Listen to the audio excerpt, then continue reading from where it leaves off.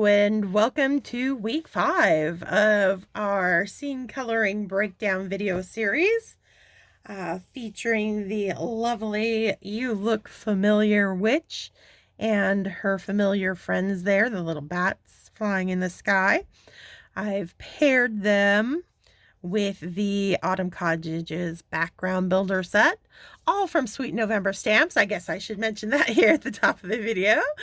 Yes, I am Amy, co-owner and illustrator for Sweet November Stamps, and we have been working on this Pink-O-Ween inspired scene over the last few weeks. We're starting to wrap it up. We're going to do skin and hair and the animals today.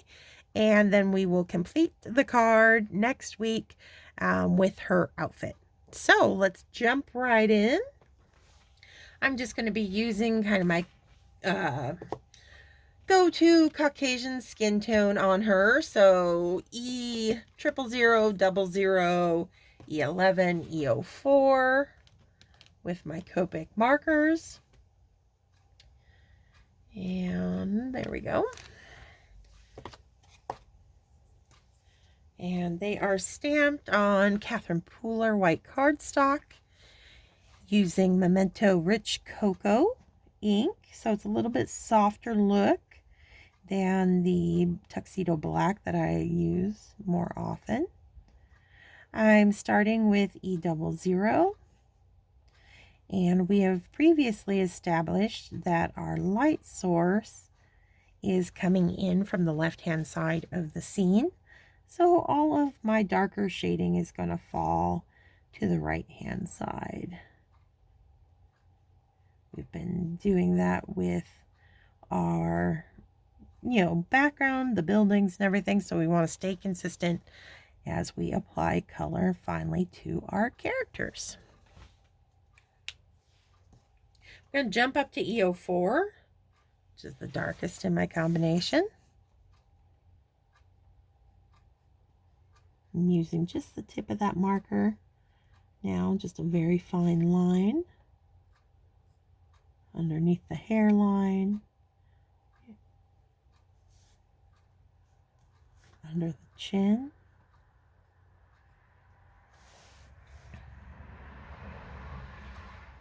a dimple on the end of her mouth, underneath the nose, and the neck is going to get pretty heavily shadowed.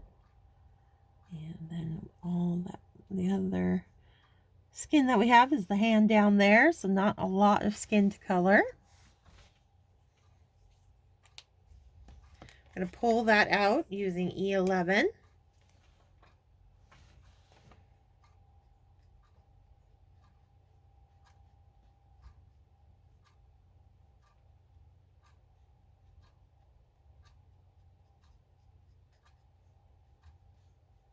Reinforcing kind of that shadow between the bridge of her nose.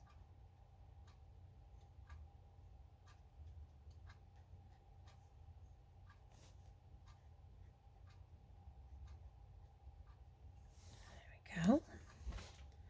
And then back to the E00 that I started with. Continuing to pull.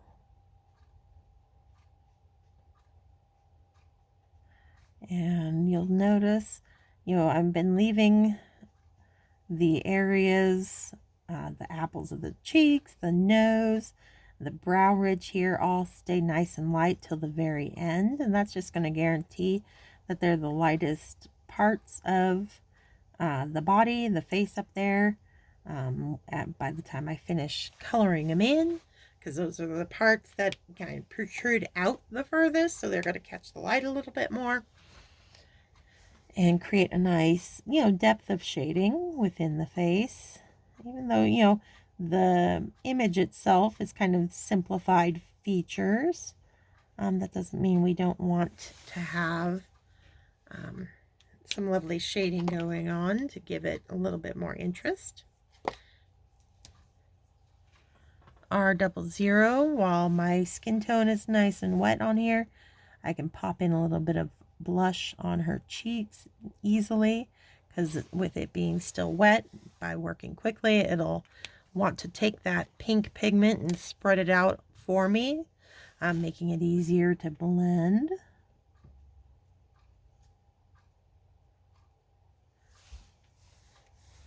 And then I'll just come back in. I'm going to add a little bit more EO4 in, simply because with it being kind of on the verge of night, I'm going to be a little bit more generous with my dark colors, so I'm going to reinforce them one more time.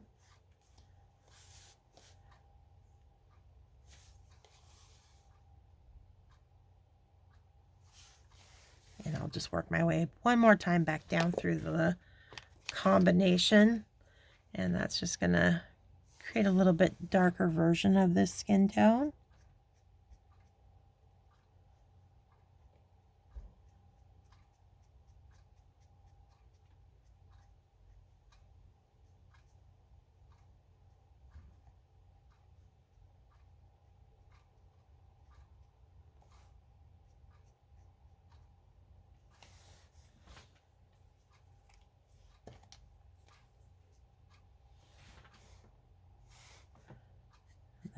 Zero. There we go. So now she's not as light and bright as she would be if she was standing out there midday.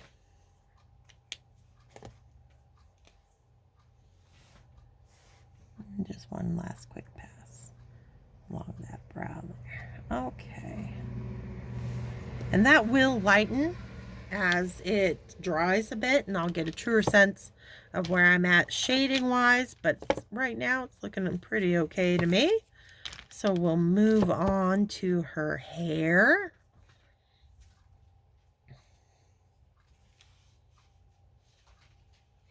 And I think we're going to go with a very light kind of strawberry blonde red hair, because by getting some orange in here and having the orange in on the roof of the house and our orange on the pumpkins, what that does is it's a design trick called a visual triangle. And because our eyes generally are always kind of looking and trying to find patterns and symmetry and stuff, so it's going to be a trick that pulls our eye. For Western viewers, because we're taught to read from left to right, our eye generally lands when we look at like a page or a picture or something. It starts up here in the left-hand corner. And so what it's going to do, our eye will bounce from that orange roof to her hair and back. And that's just going to create a really pleasing design for it that it's really subtle. You don't notice it. But what it does is, if you can think in those terms, when you are whatever you're coloring, if you can if you've already got, like, say, two things that are very similar in color, if you can find something off on the other side of your card that you can do in a similar color, it will just up the design level of your coloring. So when we give her this red hair, we're going to be creating that visual triangle that's just going to send the viewer's eye through all the important parts of our scene. And that's always a bonus. All right, so to that end, let's start with some YR30, YR31. This YR30 is very light. I don't know how well you'll be able to see it on the video, but it's just creating a very light, creamy base for this very light kind of strawberry blonde hair.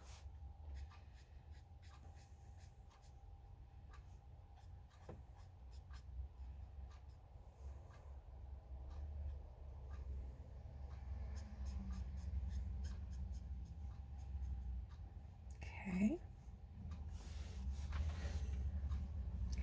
Start deepening that color a bit with some YR31.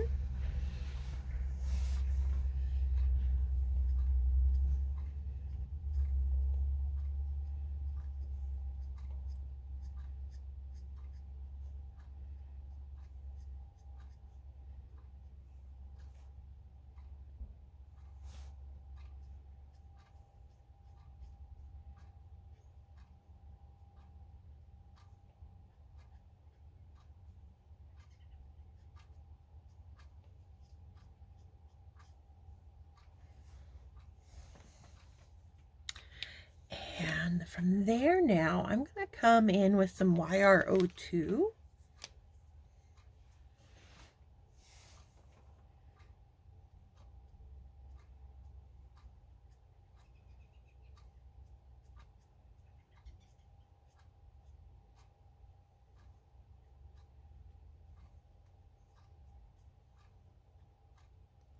And I can be very generous as my colors get darker, you know, kind of in that space back behind her back behind the shoulders and the chin, because none of those are going to be getting hit by a whole lot of light.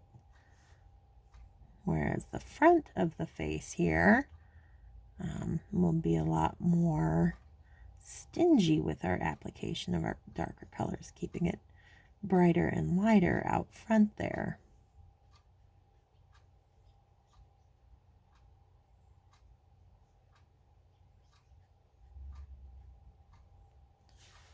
Okay.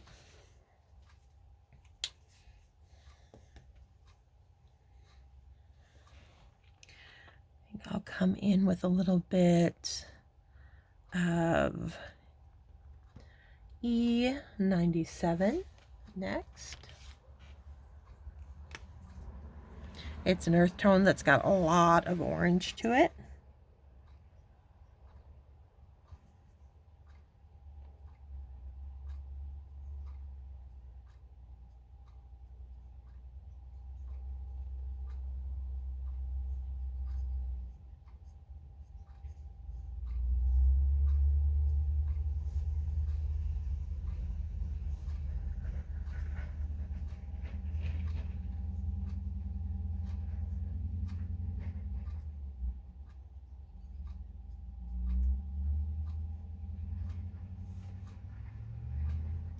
Just laying in my shading. Like I said, anywhere where that light's going to be blocked.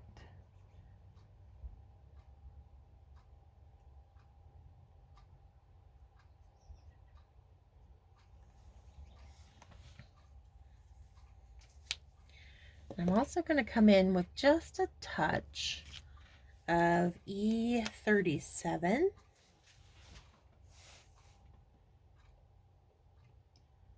Especially under the brim of the hat.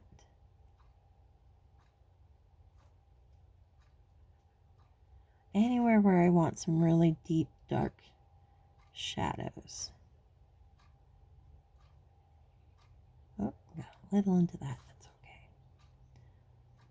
Back behind her head and the shoulders here.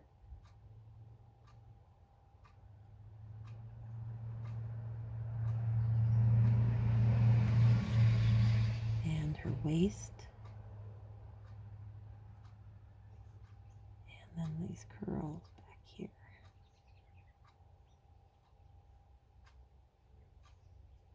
Just little hits. Anywhere where I need a little extra definition.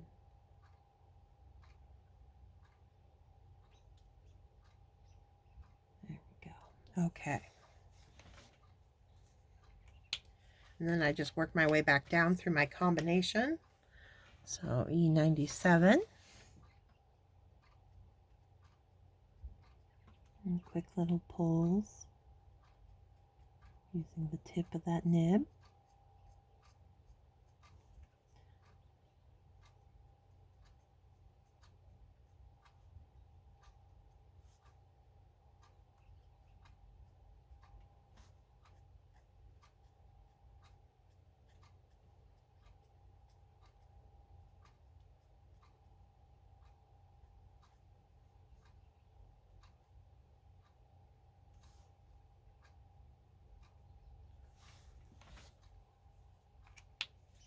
To the YR02.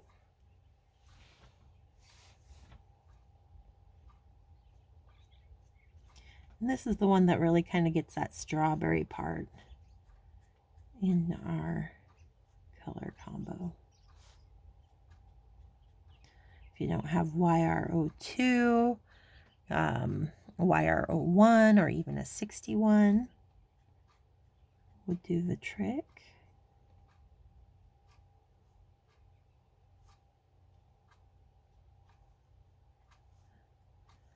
Okay. back to the YR31. Just going to glow it up a bit and give it that nice golden sheen.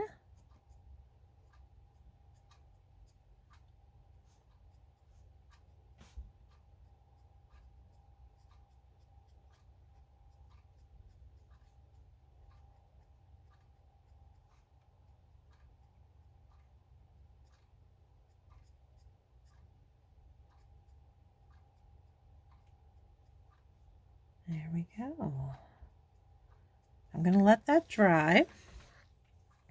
Then I will probably come back in. I like to break up the light areas with a few strands of darker strands to get that play between highlights and lowlights, but I don't want to do it right away while the ink is still wet, because my line work will have a tendency to want to fade, which we took advantage of like with the blush on the cheeks, but in this case I want my lines to be crisper, so I want to give it time to dry. In the meantime then, let's work on our critters while we wait. So, of course, she's got to have a little black cat. But we're not going to go, we're going to keep him more on the gray side, again, because of the Pink-O-Ween. Kind of using the softer versions of all the traditional Halloween colors. So I'll start him off with like a T2.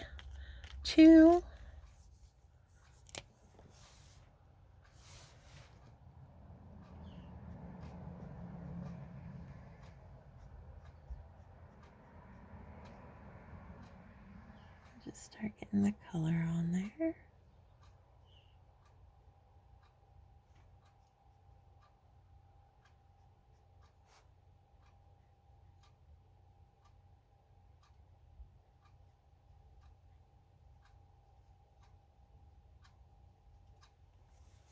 And then I'll go up to,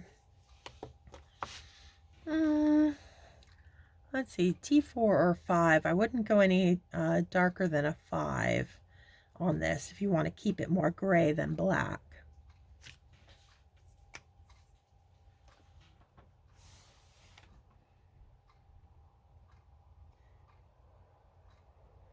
So again, opposite our light source. So light source is coming in from the left, we've established. So on, everything kind of on the underside, on the right hand side is where we're going to come in with this darkest color. Just like when you're doing kind of the rolling hillsides, whenever you're working on like a black animal, cat, dog, whatever, to be able to have it not turn out just like a little like black blob, you really got to, again, it's kind of playing with the defining the areas of your animal that are either overlapping, so like, little paws, creating little drop shadows, dips in the body and with the different appendages. You really play them up so that you're not looking too flat by the end of your coloring. So it's all about, being very mindful of how much color you're putting down and where. All right, so that was a T5. I want a T4. There we go.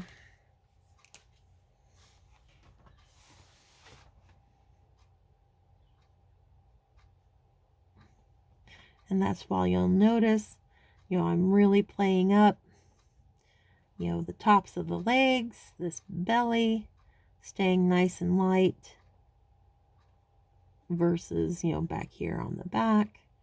And that's going to help define his little legs so they don't get lost on all of his, body there. Our chubby little kitty. He's well-fed dude.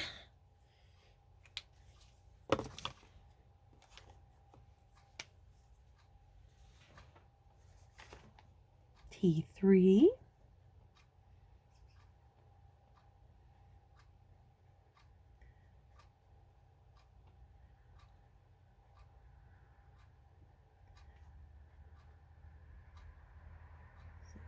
eating into those white spaces a little bit more now.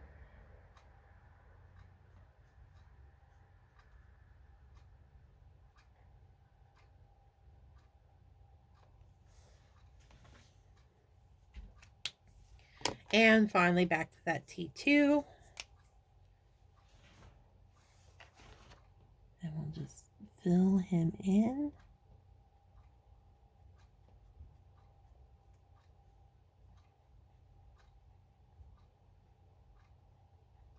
And we've left just enough that we do, you can see the individual arms and legs and the features on his face, while still, getting a nice gradient between light and dark on there.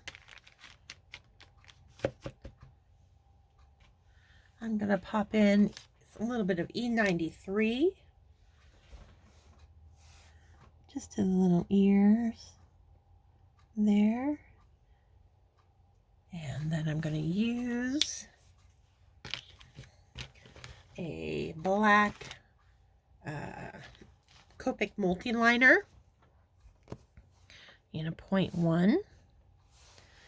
Because I stamped in rich cocoa, I'm just going to play up his little eyes in black, his little nose, so that they pop a little bit more. And I'm also going to do her eyes as well. Just kind of trace over so they pop a little bit more.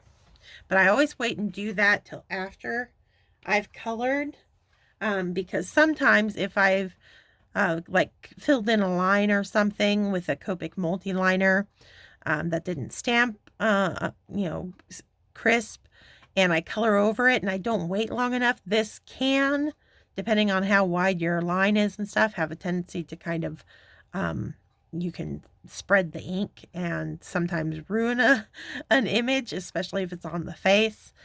So I've done that enough times that I've learned my lesson, and I always save that till the end.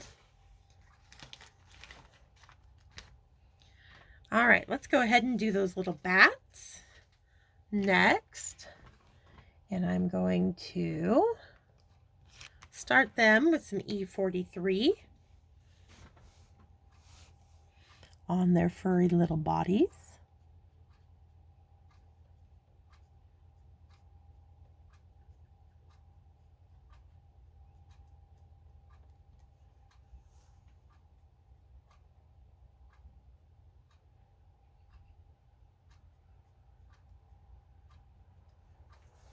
Okay.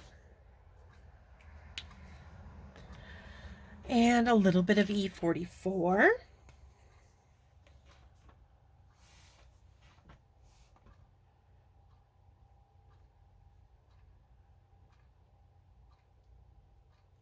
Just like our cat, just like our little witch, finding those little spaces on the, defining the bridge of the nose there. He's got a little snout.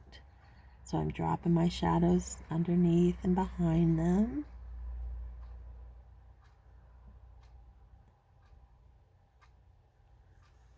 Okay. Back to the E43.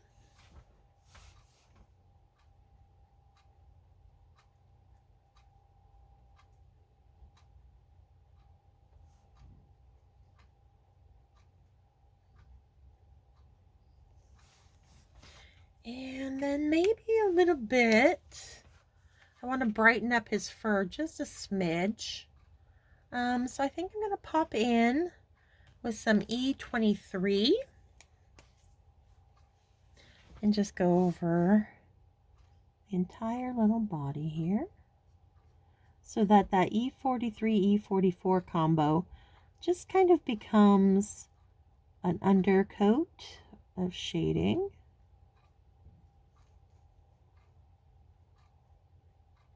You'll notice I'm leaving the little snouts uncolored for now, and that's because I'm going to use that E93 to add a little pink to them.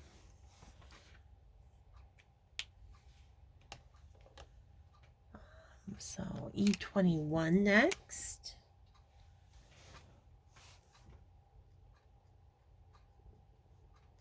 Up into that ear. And even around our little snout.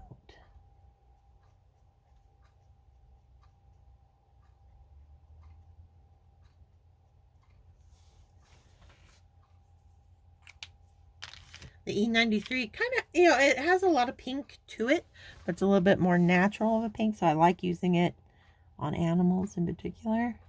Anytime they've got a little pinkness to their ears or whatever, it's a nice start. And then I might pull it out with some like R30.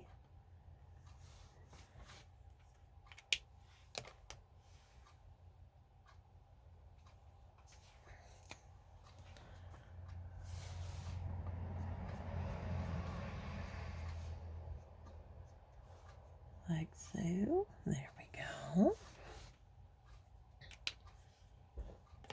Now I'm going to jump over to some W's.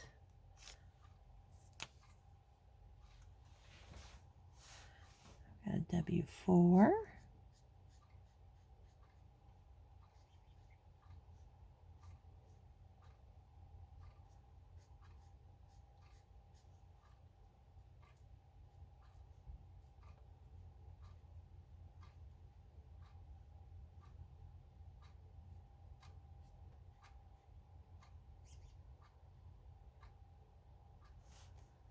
We'll just fill in most of these wings.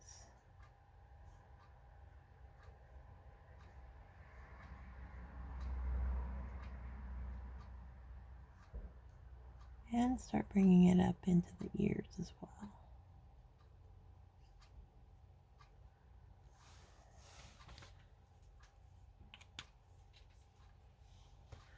A little bit of W6 to darken up the little the bones that, his little basically arms that extend the wings out.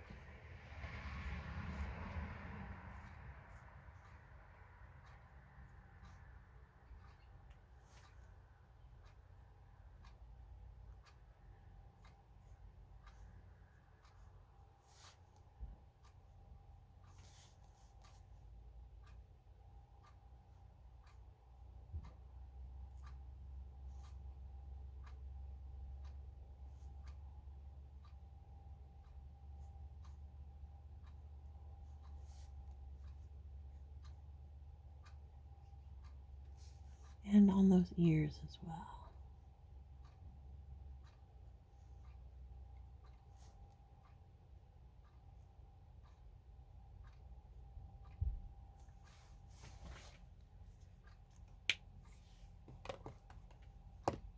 And back to the W4.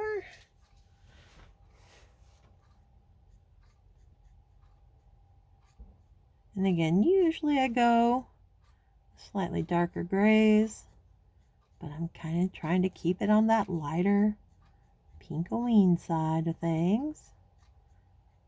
It's not taking it up far up the contrast ladder as I might normally do.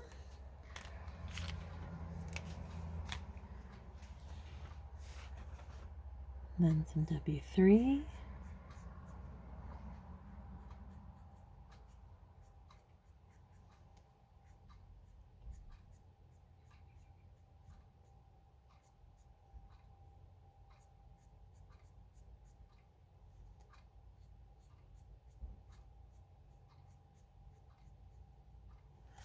Looking pretty cute.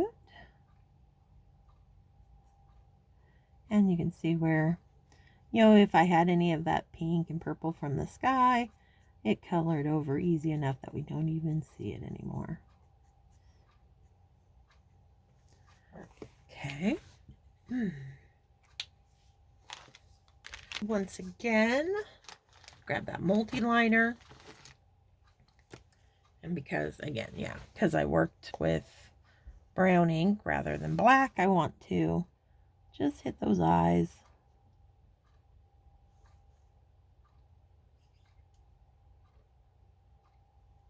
go.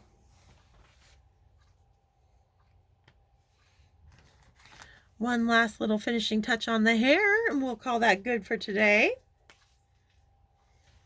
So I'm going back in with that E97, and I'm just going to trace over. I'll use those artist drawn lines to kind of break right through the lighter areas, sections of hair. I'll even, maybe pop in a few lines of my own, depending on where I want things broken up. But I think it adds a little bit more definition, a little bit more interest to the hair. It's totally up to you. This is a personal preference kind of thing on my part. It's just something I like to do, but it's absolutely not, necessary or anything. There we go. And she doesn't have, like a whole lot of hair that we're working with, so I don't want to overcolor. So just a few strands here and there, and I'm going to call that good. Awesome. Okay, so we're getting close. We're in that home stretch. Thanks for joining me today, and until next week, stay crafty, my friends. Bye.